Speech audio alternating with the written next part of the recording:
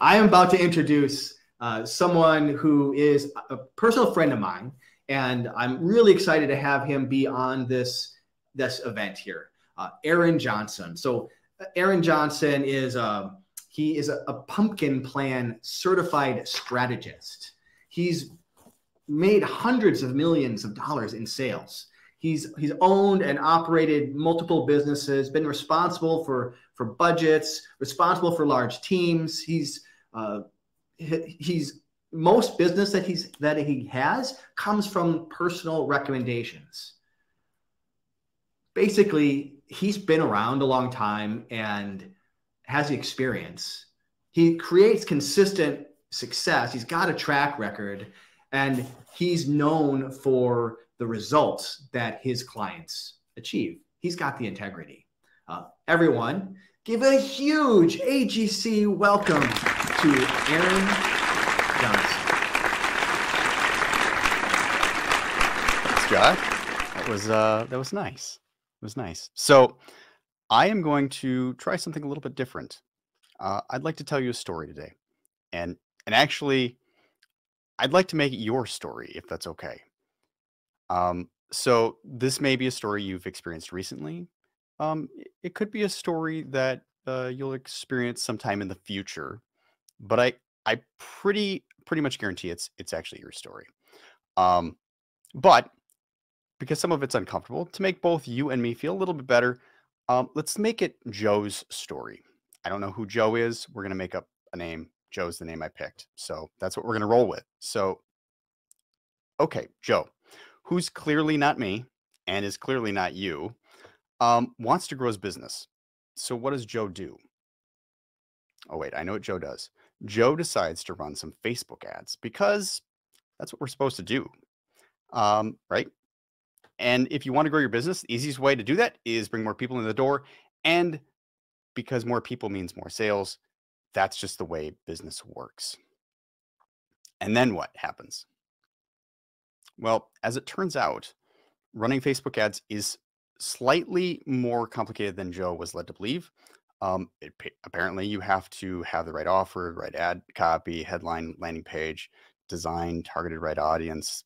And unfortunately, the guru didn't really mention that when they sold the ads. But the good news is that if they're really good, they will be happy to sell you that as an extra on top of what you already did. If they're not great, which is unfortunately for Joe what happened, they won't maybe realize that those things are needed, and the ads probably won't work, and then we're out thousands. But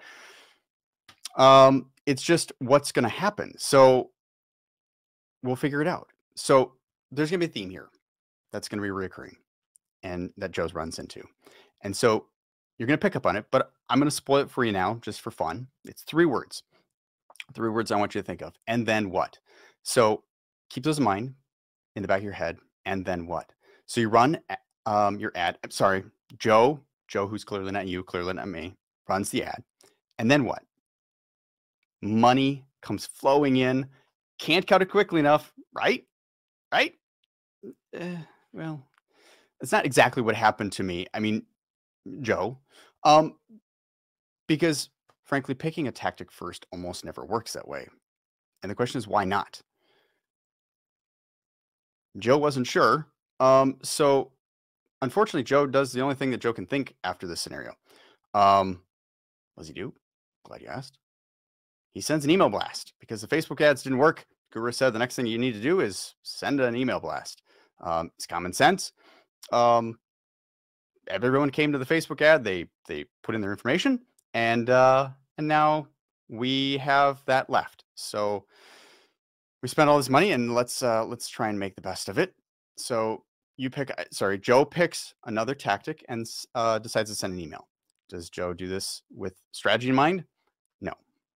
Does he take a look at the big picture and look at how email is going to integrate with social marketing or broader customer story, referrals, product lineup, how customers react? No, he did not. That would have been an amazing idea, but it did not occur to him to do that. I wish Joe would have done that, but he didn't. He sent an email. Turns out Joe's an okay copywriter. He probably should have hired a professional to do that. Part two, they would have asked maybe some better questions that would have gotten a little better, broader topic, brought him to more of a strategy side. But after spending all that money on the ads, it just wasn't in the budget, and why throw good money after bad? So wrote the email himself, put it in MailChimp, and hit send. You probably can imagine what the results were. They were pretty fantastic. Okay, so they were about 4% open rate. Click through was not very good, and the result was a lot of money on Facebook ads, money on the ads person. Email went to a lot of people who didn't care. Not a lot of sales. So why am I telling you Joe's story? So despite my repeated warnings to the contrary, this actually, right, this isn't about Joe. I know I was super subtle, and you might not have picked up on it, but maybe you did. Maybe you caught that. This is actually a story about myself and a lot of the clients I've actually worked with and companies I've interacted with. And I think if we're all being honest, you may have gone through something similar. And maybe it wasn't Facebook. Maybe it was you ran ads on TV and they came and said, oh, we're going to film you and you got to be in the ad. And people came in and said, oh my God, I saw you on TV. It was amazing. And you thought, wow, this really, really worked. Not realizing that that's part of a tactic to get you to actually think that it's more effective, because people, of course, are going to see your face and they're going to mention it. Or maybe you sent out a mailer, and God only knows, everybody wants more mail from local business. It doesn't really matter. There's a number of marketing tactics that we've all tried. And the solution, what do you think that is? And I'll get to that in a minute, but I want to tell you one more story. So what if instead Joe had actually taken a step back, brief pause, looked at the bigger picture, and went out and learned from his clients what they love about his company, what they hate about the industry, took the time to look at what was already working and why people are already buying today, and then create a strategy that included all the things they were already really good at and already skilled at. In this revised version, Joe discovered that they were actually super valuable to their best clients. They were essential. And those people were enthusiastic to share that with others. They just didn't necessarily have a great way to do that. He also figured out that there are companies who have directly lined up options that could directly feed into what they do. And they are, in their own selfish interest, would give him all that work, strategic partnerships. Turns out that those things started to happen. Clients started to be really excited. They started to refer more. Strategic partners started to refer more. And because all this happened, they had this backlog of work, and Joe started charging what he was worth, what his company was worth, instead of what he thought he had to. And then the unexpected happened, which is client satisfaction actually went up even further, and referrals continued to grow up.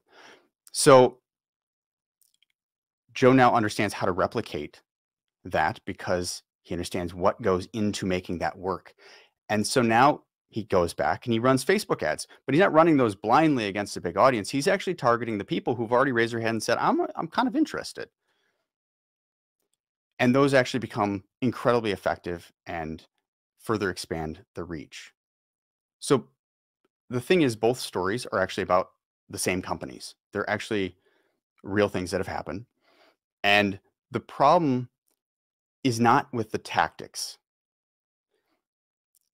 Those things actually work, right? These marketing and sales tactics, they really do work. Lots of companies make lots of money running social media ads or doing SEO or direct mail or email or TV or anything else.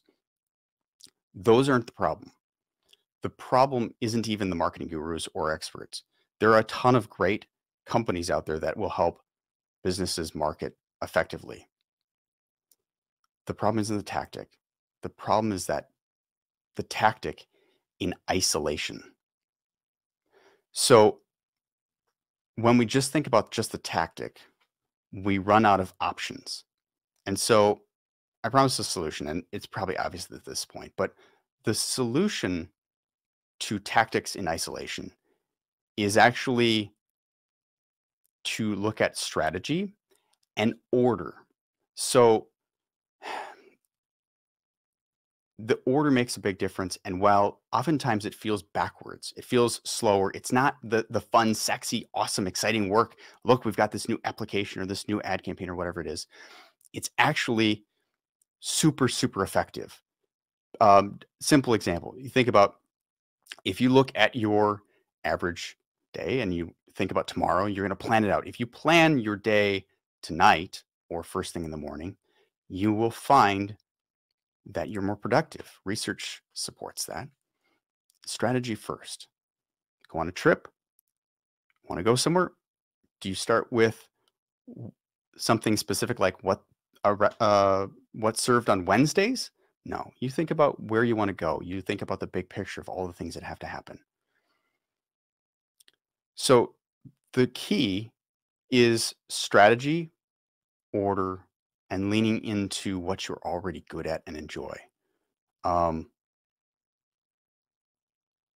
the key for that, to figure out if you're doing the strategy or the tactics, is to ask, and then what?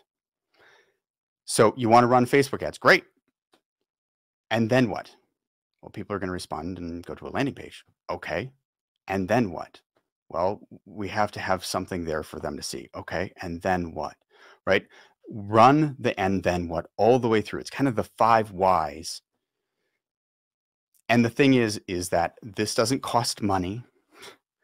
It might mean a little bit slower in the beginning. And it's going to be applied to basically anything in your life, whether it is business, whether it's relationships, whether it's going on a trip, whether it's doing something with your kids. It doesn't really matter. The philosophy holds. And the fun part is, in business, it means you'll get a lot better results. You'll be more productive. And you'll have